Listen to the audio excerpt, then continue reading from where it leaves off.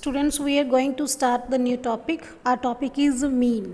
अपने junior classes में mean पढ़ा हुआ है. मीन क्या होता है? Number of sum of all the terms divided by number of terms. ठीक है, ये मेथड जो है अपने जूनियर क्लासेस में पढ़ा हुआ है कि सारी टर्म्स को ऐड कर दो, divided by number of terms कर दो तो हमारे पास मीन आ जाएगा. ये तो एक मेथड है.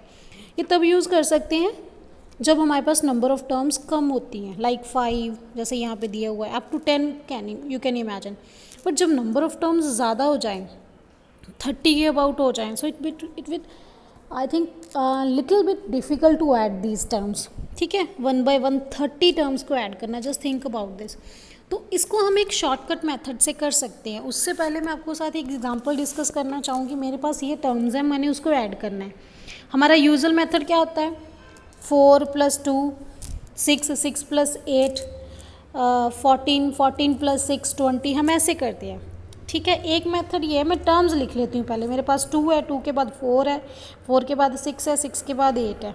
ठीक है, मान लो मैंने टर्म लिख ली. अब मैं देख रही हूँ 2 कितनी बार आ रहा है. I am just going to check it. 1 2 3 4 times आया.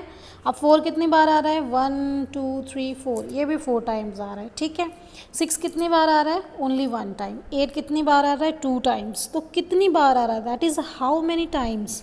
तो हाउ मैनी टाइम्स क्या रिप्रेजेंट करती है? फ्रीक्वेंसी करती है कि कौन सी टर्म कितनी बार आ रही है. That represent frequencies. ठीक है, अब देखिए, अब मैं इसको ऐड करती हूँ. लाइक मैं करती हूँ, मेरे पास 4 4 4 4 4 4 टाइम आया, तो इसकी वैल्यू क्या आ गई? 16. 2 कितनी बार आया? 4 4 × 2 क्या हो गया? 8. सम करके देखोगे ना, 2 + 2 + 2 + 2 करोगे तब भी 8 ही आएगा. तो अगर मैं 2 × 4 कर दूंगी तो उसका मतलब तो सेम ही होता है ना, एडिशन का. जब नंबर ऑफ टर्म्स रिपीट हो रही हैं. ठीक है, ऐसे ही मेरे पास 6 आ रहा है एंड 8 to 16 आ रहा है.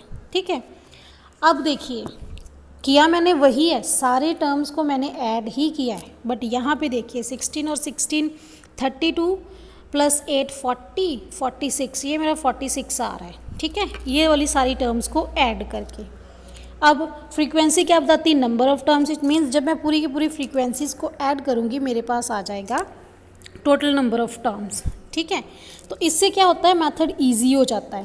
देखो मैंने किया क्या है, फ्रीक्वेंसी गिवन थी, टर्म सॉरी गिवन थी, मैंने टर्म्स को in terms of frequency change कर लिया कि कौन सी टर्म कितनी बार आ रही है, तो हमने शॉर्टकट लगा के ऐड कर दिया. This is also known as a shortcut method. अब ये देखिए, इस केस में दिया हुआ है. ठीक है, एक minute. Yes, wait a minute, perhaps I lost my file. Yes, here is this. Okay, so I'm just going to make a place here. अब यहाँ पे फ्रीक्वेंसी आपको बच्चे दे रखी है. ठीक है, तो सॉरी फ्रीक्वेंसी नहीं दे रखी है, आपको टर्म्स दे रखी है ना, मैं वो डिस्कस करने जा रही हूँ. अब यहाँ पे देखिए सारी टर्म्स दे रखी है. मैंने देखा 10 कहाँ पे है? 20 36 है. देन 36 के देन 4 वाली टर्म देखी तो 40 आया. ठीक है, तो ऐसे टर्म्स दे रखी थी हमारे पास. हमने उसको इस फॉर्म में अरेंज कर लिया.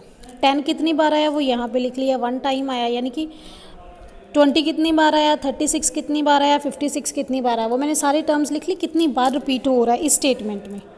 ठीक है, ये वाली स्टेटमेंट में लिख ली.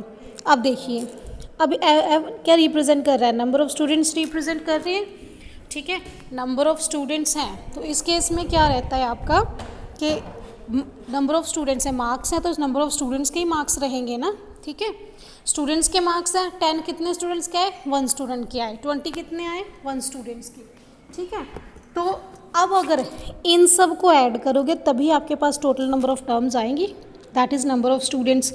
वो क्या है? समेशन ऑफ एफ, यानी कि फ्रीक्वेंसी का सम.